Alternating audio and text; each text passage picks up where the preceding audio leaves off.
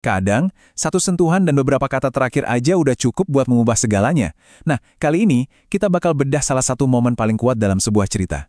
Sebuah adegan yang ngerangkum pengorbanan, penyesalan, dan pengampunan. Semuanya dalam satu pesan terakhir yang gak bakal bisa kita lupain.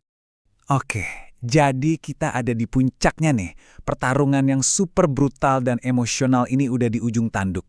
Suasananya tuh tegang banget, penuh dengan kebencian dan rasa lelah.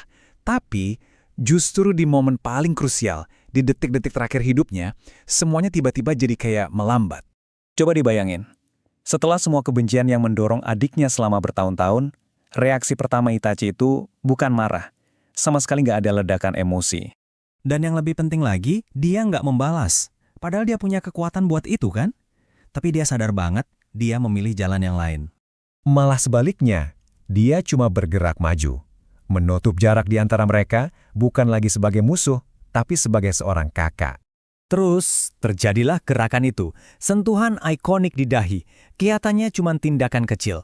Tapi, wah, ini syarat dengan sejarah dan makna yang dalam banget.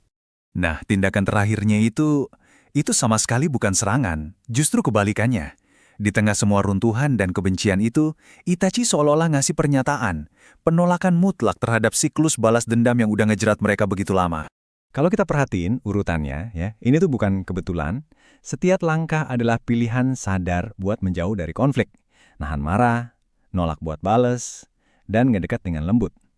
Semua ini ngebangun ke satu momen puncak, yaitu sentuhan terakhir itu. Jadi ini bukan lagi pertarungan, ini tuh kayak sebuah koreografi perdamaian yang dipentaskan di tengah kehancuran. Tapi nih, buat bener-bener ngerti seberapa kuat makna sentuhan itu, kita harus mundur sedikit ke belakang. Kenapa? Karena ini bukan pertama kalinya terjadi. Gerakan ini tuh kayak gema dari masa kecil mereka. Sebuah jembatan yang langsung ngebawa kita ke inti hubungan mereka yang tragis. Di ceritanya kan digambarin dengan sempurna banget.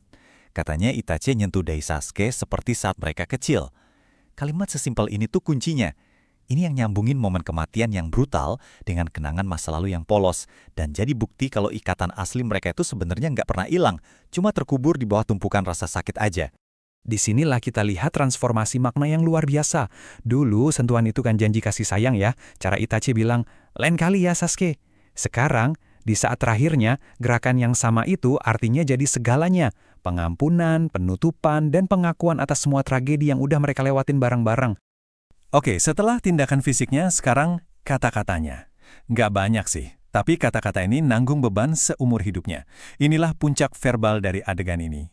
Cuma itu, setelah bertahun-tahun kebohongan, manipulasi, dan diam 1000 bahasa, kata-kata terakhirnya justru sebuah permintaan maaf.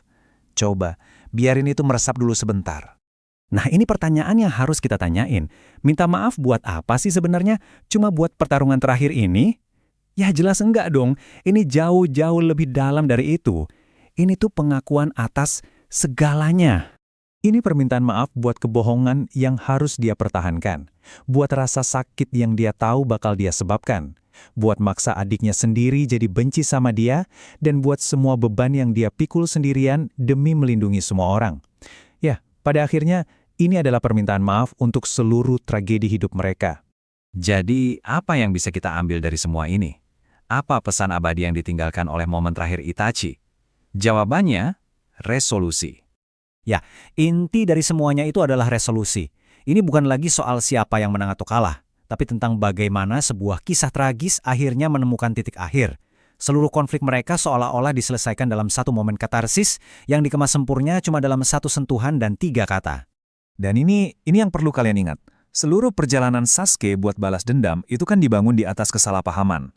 Nah, pada akhirnya, Itachi nunjukin kalau tujuan akhirnya itu bukan kemenangan, melainkan pembebasan melalui pengampunan.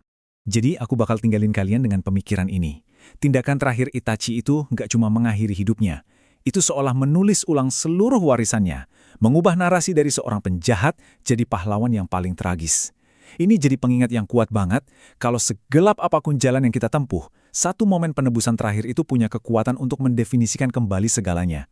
Pertanyaannya bukanlah apakah satu momen bisa mengubah sebuah kehidupan, tapi bagaimana kita memilih momen terakhir kita.